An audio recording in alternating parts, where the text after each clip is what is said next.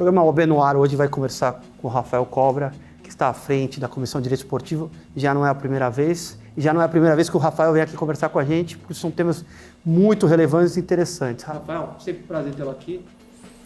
Bom, Serginho, mais uma vez é um grande prazer vir aqui trocar algumas informações sobre a parte jurídico-desportiva. É sempre um prazer, quando convidado, será sempre uma honra vir aqui conversar. Estamos aí à disposição. O Rafael tem uma longa estrada junto ao direito esportivo. Joga a bola razoavelmente bem, amigo de infância de longo tempo.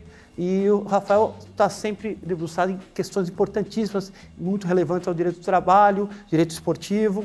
E eu começo até com essa colocação, essa indagação sobre a questão da pandemia. A questão da pandemia que veio interferir em todos os setores da economia, o esporte e o futebol especificamente, em primeiro plano, vamos falar, não foi diferente. Rafa, eu queria saber, com relação àquela redução unilateral que os clubes fizeram, na maioria dos seus casos, da redução dos salários dos atletas. Serginho, você pontuou muito bem. De fato, a pandemia veio trazer impacto em toda a sociedade e o esporte, o futebol, não é uma bolha à parte disso, então sofreu severo impacto financeiro nessas atividades. Os clubes de futebol passaram a adotar, com base na MP 936, a possibilidade de redução da jornada de trabalho. A jornada de trabalho estava suspensa em termos práticos, né, com a paralisação obrigatória das competições esportivas.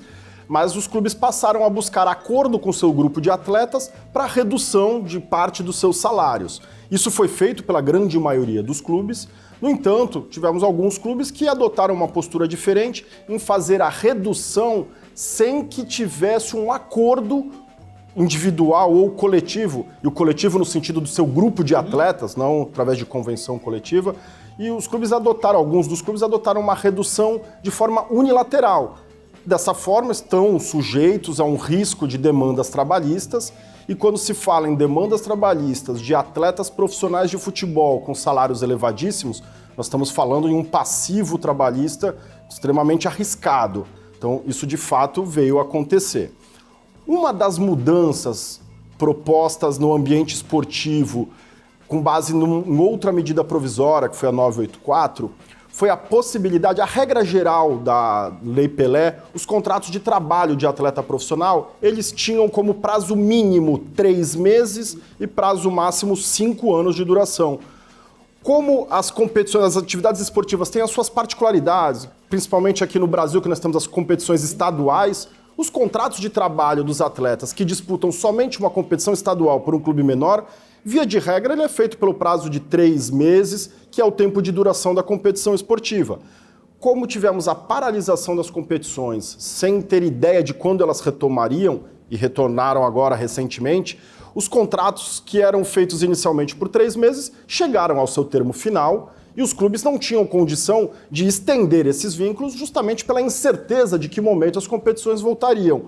Essa medida provisória 984 veio autorizar que até dezembro deste ano, os contratos de trabalho de atletas profissionais podem ser feitos por um prazo mínimo de 30 dias, justamente para proporcionar que esses clubes menores, vamos trazer um exemplo próximo de nós, a Portuguesa Santista, possa terminar a competição da Série A2 com o seu grupo de atletas, sem que isso necessariamente traga uma onerosidade incompatível com a receita que o clube tem. Só para pontuar e lembrar bem que há alguns anos já, o direito de imagem compõe a remuneração do atleta, né? Então, eu queria até que você trouxesse para a gente essa questão, porque como ele é complementado e não é só o salário, houve uma redução também no direito de imagem, no pagamento do direito de imagem dos atletas. Aí tivemos o goleiro do Santos, tivemos o atacante do Santos, outros casos também pelo Brasil, né? Sim, muito bem pontuado, Serginho. De fato, desde 2015, houve uma alteração na Lei Pelé que foi introduzida pela Lei do Profut, a Lei do Profut que tinha uma finalidade inicial só de refinanciamento das dívidas federais dos clubes. Ela trouxe mudanças na Lei Pelé e no Estatuto do Torcedor também. E na Lei Pelé, ela veio justamente alterar o artigo que fundamenta os pedidos de rescisão antecipada dos contratos de trabalho por inadimplemento salarial. Esse artigo diz que quando o clube tiver com 3 meses ou mais de inadimplemento total ou parcial do salário, e aí inicialmente entendia-se a verba registrada na carteira de trabalho, o atleta poderia se socorrer da Justiça do Trabalho para pedir a rescisão antecipada. Essa alteração de 2015 veio incluir no texto legal o direito de imagem. Antes de 2015, o atleta tinha aqui numa demanda trabalhista comprovar a existência da fraude nessa relação de direito de imagem, que, como essência, é um contrato de natureza civil, que o clube pode explorar a imagem do atleta não desempenhando a sua atividade dentro das 4 linhas, mas sim de forma comercial, com propagandas, com álbum de figurinhas, coisas dessa natureza. Essa alteração de 2015 veio introduzir a expressão direito de imagem nesse artigo que fundamenta a rescisão dos contratos. Portanto, de 2015 para cá, os atletas nem precisam mais demonstrar a existência da fraude na Justiça do Trabalho para pleitear uma rescisão com fundamento nisso. Uma questão conceitualmente que eu discordo, e a grande maioria dos clubes no Brasil adotou, foi a suspensão do pagamento do direito de imagem durante a época de paralisação das competições esportivas. E sob o argumento de que a queda de receita geraria essa necessidade de redução das despesas por parte do clube. Mas eu vejo isso como totalmente incompatível, porque, como disse antes, o contrato de exploração da imagem ele é um contrato de natureza civil. Não se paga um atleta a título de imagem pela sua imagem atuando. Isso é um outro instituto que é o direito de arena. Esse direito de imagem, por ter a natureza civil, é justamente a exploração comercial da imagem do atleta. E eu acho que nesse período de paralisação da competição esportiva, seria o momento em que é muito mais lógico você reduzir o salário, porque não está tendo a contraprestação daquela relação de trabalho, mas você utilizar ainda mais a imagem do atleta, seja para uma interligação com seus torcedores, uma divulgação de marcas do clube ou coisas afins. Então, eu acho que os contratos de imagem deveriam ser mais explorados durante o período de paralisação, mas em termos práticos a gente viu os clubes suspendendo, em muitos casos, o pagamento dessa verba. Na verdade, traduz o amadorismo dos clubes, e aí é uma coisa que nós vamos falar durante aqui o programa. E lembrando também que a própria pandemia inibiu o incentivo ao esporte, né? Então, esse seria um ano olímpico e isso o esporte brasileiro sentiu no todo. A gente não pode falar só no futebol, mas no todo sentiu um impacto muito grande, né? O incentivo que seria dado até para fomentar realmente o esporte, que está na Constituição, é importantíssimo, né, Rafael? Sim, exatamente. O impacto financeiro ele foi fortíssimo. O futebol talvez seja dos esportes o mais privilegiado deles todos, pela capacidade de receita própria que consegue gerar. Pontuaste muito bem, Sérgio. Era um ano de disputa olímpica, né? A gravidade da situação é tamanha que tivemos, por obrigação, a suspensão do evento olímpico este ano, já remarcado para o ano que vem. Espero que, de fato, consigamos realizá-lo. E isso certamente prejudica e muito, pensando nesses atletas de potencial olímpico, todo um ciclo de preparação, né? O chamado ciclo olímpico de treinamento. Imagina um atleta que vinha há 3 anos se preparando no mais alto nível para disputar uma competição dessa importância e vê abruptamente impedido de continuar os seus treinamentos. Ele fica por vários meses impedido de exercer sua atividade e agora estão retomando da forma como é possível. A gente sabe que até o Comitê Olímpico Brasileiro tem levado muitos atletas de algumas das modalidades para exercer os seus períodos de treinamento em Portugal, um dos países da Europa com maior controle da pandemia. Então vejam como os esportes como um todo estão tendo que se readaptar, né? E a gente está falando de esporte de nível olímpico, muito mais alto. Imagine o impacto que isso traz para as atividades esportivas e para os atletas de um nível desportivo um pouco menor, é uma preocupação muito grande. A pandemia ela veio para, na verdade, expor e também revelar como o esporte brasileiro, embora houve um crescimento, ainda é deficiente, a organização esportiva ainda é deficiente, embora tivemos avanços legislativos significantes nos últimos anos, ainda há uma necessidade ainda de maior fomento, maior investimento. Mas isso aí a gente vai ficar discutindo ainda há décadas ainda, e o programa está avançando e nós precisamos avançar também.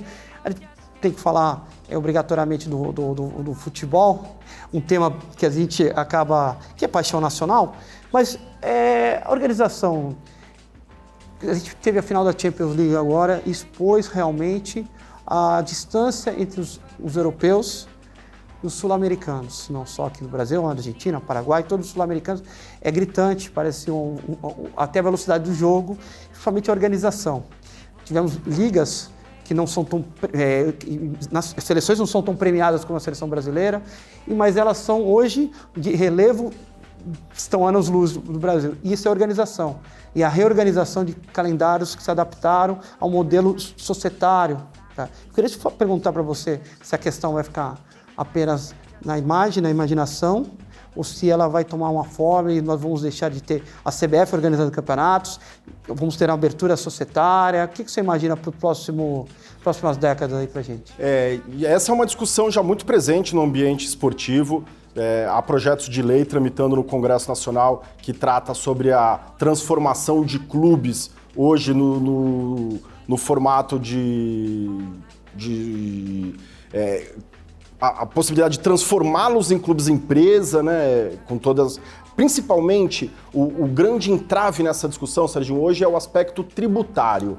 Porque com a legislação como nós temos hoje, não há um incentivo a um clube sair do seu formato de entidade sem fins lucrativos para que se transforme numa empresa justamente pelo impacto tributário que traria no seu dia a dia.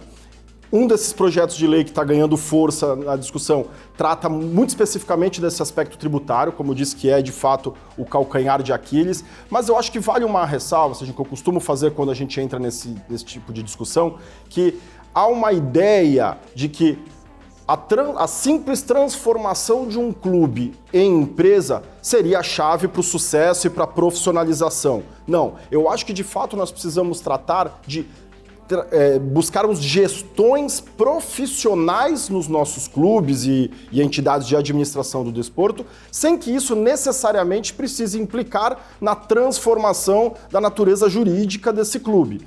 A gente impor metodologias, conceitos de governança corporativa dentro de um clube, entidade sem fins lucrativos, ela é plenamente possível.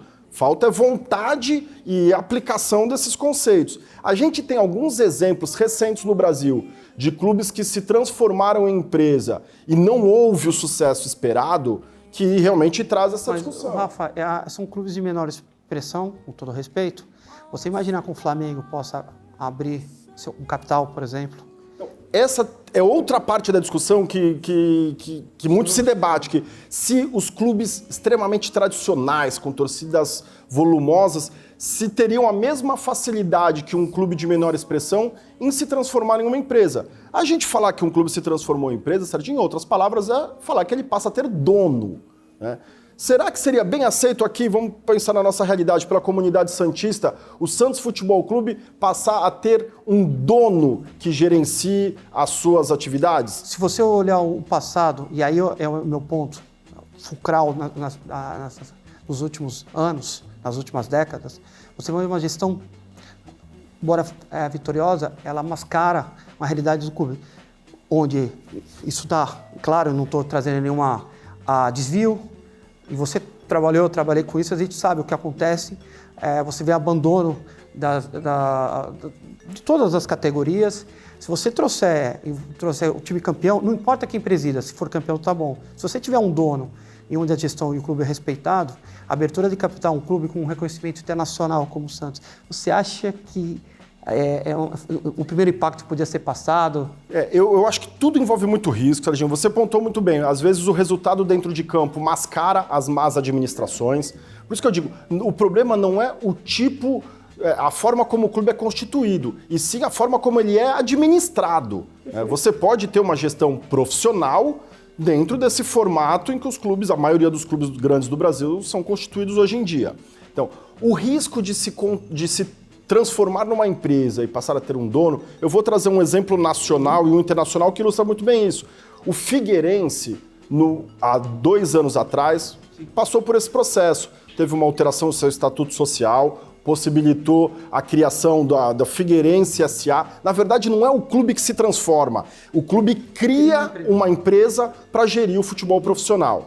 Só que a empresa que geria esse futebol profissional os sócios do clube, os conselheiros não tinham conhecimento específico de quem eram essas pessoas, da onde vinha o dinheiro, quais as responsabilidades, e nós vimos que o resultado disso foi no ano passado o Figueirense passar por um vexame absurdo, que foi o grupo de atletas, por falta de recebimento de salários, deixaram de entrar em campo em uma partida da Série B do ano passado, decretando-se o WO do clube, e isso impacta negativamente de forma absurda. É uma questão que realmente está no campo teórico ainda, e a gente tem um espelho europeu, na verdade, que a gente tenta mirar aqui, mas ainda realmente é uma questão para saber quem vem. Não foi o primeiro caso, você lembrou bem, tiveram outros casos de abandono. E um exemplo internacional que a gente pode trazer foi o Milan, né? O Milan, clube tradicionalíssimo, também há tempos atrás foi vendido,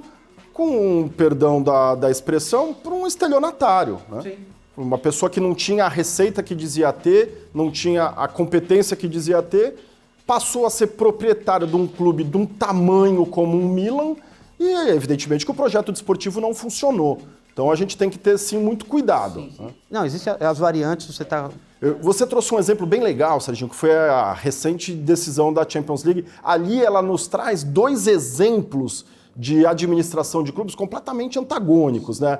Um clube que é um brinquedo na mão de um multimilionário e outro um clube com formato. Eu acho que a Alemanha talvez tenha o formato de constituição de clubes e empresa mais interessantes, mais protetivos, onde lá impera a regra dos 50+1, né? Quer dizer, o clube social ele tem que ser dono de pelo menos 51% das suas cotas. O Bayern tem um formato diferente, onde ele pegou os seus 3 principais patrocinadores, cada um deles tem uma cota dentro do clube e ele é administrado como uma grande empresa.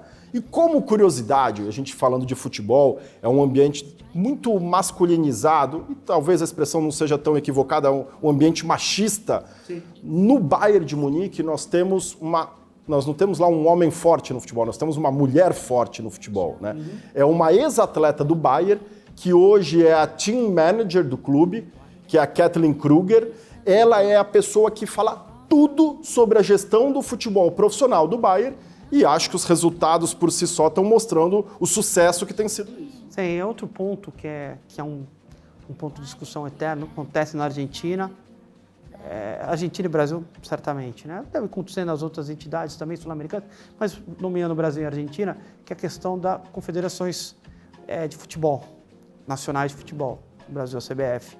Ela que organiza o calendário, organiza o futebol, ganha tudo em volta de as suas parcelas bem graúdas com relação a vendas disso e daquilo, diferente do planejamento e o que acontece com grandes franquias, por exemplo, a NBA, a NFL, Premiership, Bundesliga, La Liga, que são empresas privadas que criam os campeonatos, independente até que na Inglaterra você tem a Copa da Liga, né?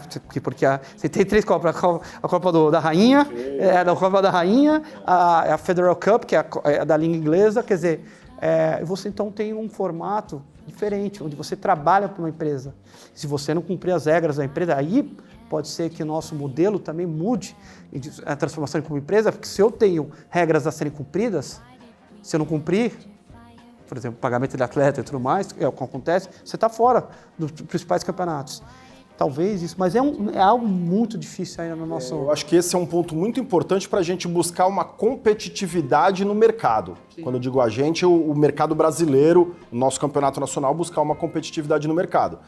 Vai dizer o seguinte, Sérgio, esses países mencionados, Inglaterra, Espanha, Alemanha, eles mantêm a entidade nacional de administração do desporto, como aqui nós temos a CBF, só que nestes países, diferentemente daqui, a entidade nacional ela cuida exclusivamente da seleção nacional. Exatamente. Os clubes criaram nesses países uma empresa, a Premier League, a Bundesliga, a La Liga, que é gerida por um profissional, onde busca ali os melhores acordos comerciais, o melhor formato comercial para o produto campeonato e não para um ou outro clube. essa sim seria a principal medida aqui para o Brasil, muito mais na minha visão do que mudança do formato social de clubes. Só que no Brasil nós temos um grande problema, Serginho. Os clubes no Brasil não conseguem sentar à mesa para discutir um acordo, para discutir questões que sejam boas para o clube A, mas que também sejam boas para o clube B. Aqui a discussão é o que é melhor para o meu clube, como eu posso me sobressair sobre os demais de forma competitiva. Então, a grande dificuldade nossa é a visão dos nossos dirigentes. Ao invés deles aqui sentarem à mesa e chegarem à conclusão que me parece lógica, óbvia, que a competição sendo forte, todos os clubes estarão fortalecidos. Não, aqui os nossos dirigentes sentam à mesa, eu represento um clube e você representa outro. Se eu puder tirar alguma coisa de você para acrescentar a mim, eu farei isso. Então, essa mentalidade dos dirigentes brasileiros que tem colocado a nossa competição muitos degraus abaixo dessas mencionadas competições europeias. É verdade, e as sessões que nós tivemos na história, que são a Clube dos 13, que resultou no campeonato de 87 e tudo mais, ficaram a ver navios, porque realmente a união, a tentativa de peitar a confederação ficou sobreveniente aos acordos que foram feitos. E, de qualquer maneira, a gente traz aqui a ideia, o Rafa está à frente da comissão do esporte, assim, tem muito, mas o futebol é um produto muito estimado no mundo todo, e a gente precisa sempre estar trazendo essas questões aí para o telespectador entender como a necessidade de mudanças, tá? O Rafa é um expert nisso, eu quero já convidá-lo para uma próxima vez para a gente debater. Eu não sei tanto, mas de qualquer maneira a gente consegue sempre ter conversas bem proveitosas aqui. Eu acho que o telespectador ganhou com isso. Rafa, prazer tê-lo aqui, obrigado pela... Serginho, para mim é sempre um prazer, coloco aí a Comissão de Direito Desportivo à disposição de quem tiver interesse em debater temas ou trazer sugestões, nós somos muito abertos a sugestões e atitudes que a gente possa tomar, termos práticos para a melhoria do esporte como um todo. Mais uma vez é um prazer vir aqui, bater esse papo descontraído e cheio de conteúdo com você. Aguardo um próximo convite.